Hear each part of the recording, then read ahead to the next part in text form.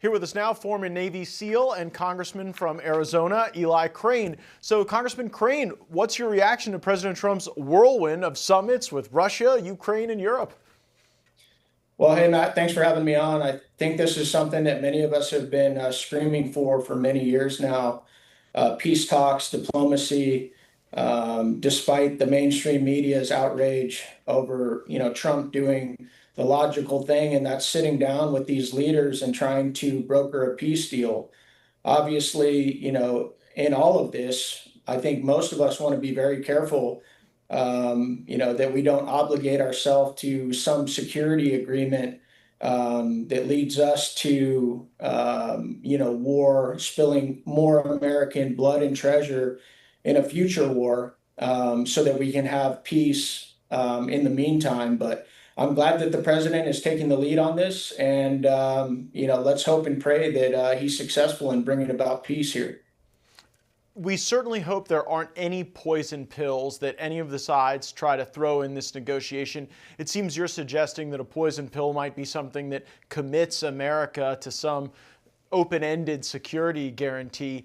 Do you think that you're going to see the Europeans continuing to push for NATO-like protections over Ukraine? And where could that go wrong for our country? I absolutely do, Matt. I think that's exactly what they want to do, and I think that they've been living off of the backs of American blood and treasure for a very long time. And when you hear even some of the pundits on the left supporting this, I'm listening to them talk about on the news how they want to help Ukraine, but they just can't get it done because they don't have the technology, the military technology, like missile defense systems, satellites, intelligence, etc. And that's because, as you know, they haven't been spending the percentage of GDP that they're supposed to for a long time, because they always believed that their big brother, the United States of America, was going to come in and bail them out if they ever got into trouble.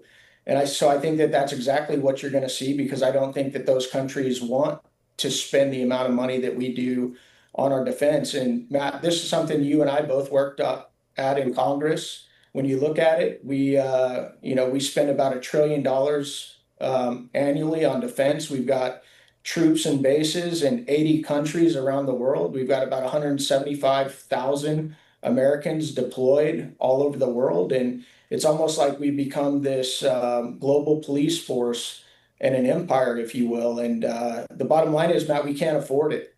And we shouldn't be some global police force. And if you look at our history and getting involved in many of these regions around the world, we end up being more hated than we ever were before we got involved. We sacrifice some of our best and brightest, and we spend billions and trillions of dollars doing it.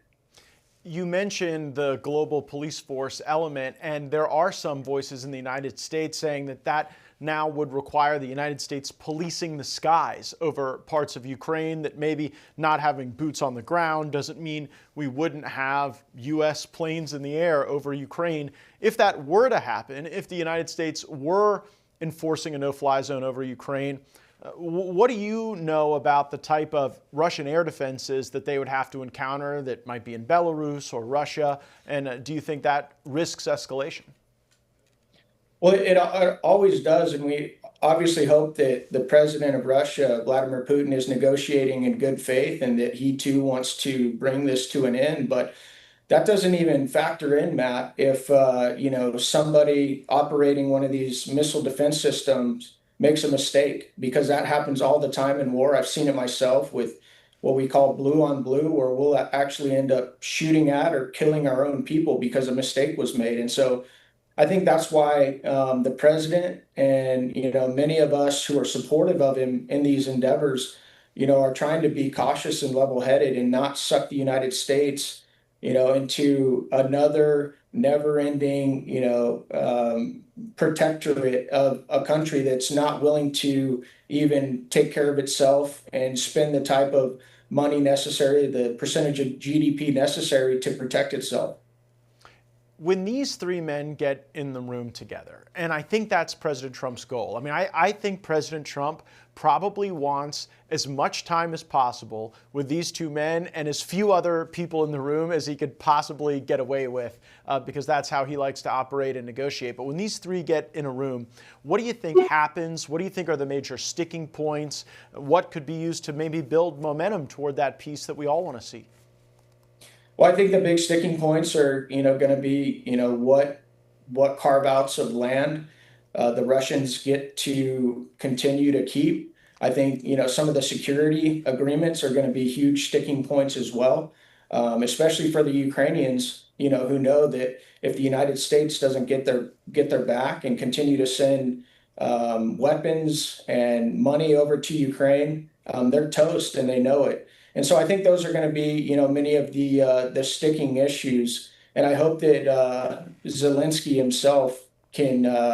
I think he's the biggest obstacle in this entire thing. I hope that he can find a way to get to a place where he realizes he's not going to get everything he wants, but he's going to do the right thing for his people and for everyone around the world. My sources are telling me that just beneath the surface of these discussions about territory and security agreements are discussions about economic cooperation and cooperation regarding other threats that the United States faces, Russia faces, Ukraine faces, humanity faces. When we look to things like the Arctic, resource development, dealing with AI, global protocols, do you think that there are opportunities for the United States and Russia to be more cooperative going forward? Absolutely, Matt. And we actually have a history of this. And when you look at World War II and the fact that the United States and Russia were both on the same side trying to, defeat the Nazis. And I know that a lot of neocons and war hawks in Washington, D.C., will, be clutching their pearls as I say that. But I do think that there are a lot of things that Americans and the Russian people have in common. And I'm hoping that we can get to a place where our relations are once again normalized and even good. Yeah, friendliness is always a good thing to aspire to, even with your enemies, if there's a way to do it that's constructive and that puts people on a better path forward. I want to zoom out with you for a moment about the nature of warfare that we've seen play out in this conflict. You served our country as a Navy SEAL. Everyone knows Navy SEALs are the highest level of elite human performance. But in this conflict, we have seen the deployment of drone technology with a real hockey stick exponential curve on innovation. We've seen drones in the skies, on the Black Sea. As you look at this, what do you think it tells us about the future of warfare and how Congress ought to think about automation and technology?